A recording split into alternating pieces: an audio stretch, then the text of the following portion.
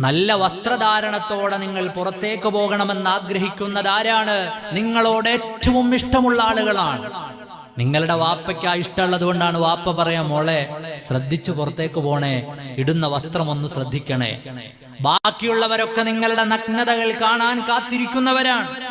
നിങ്ങളോട് ഏറ്റവും സ്നേഹമുള്ളവരെ ആ ഉപദേശം തരൂ. നിങ്ങളുടെ സഹോദരനാണ് നിങ്ങളോട് പറയാ, മോളെ വസ്ത്രം ധരിക്കുമ്പോ ശ്രദ്ധിക്കണേ. കാരണം എന്താ? പുറത്തേക്ക് ഇറങ്ങി ഇടപഴകിയൊക്കെ നല്ല പരിചയമുള്ളത് കൊണ്ട് ശരിയായി അവന് കാര്യങ്ങൾ അറിയാം.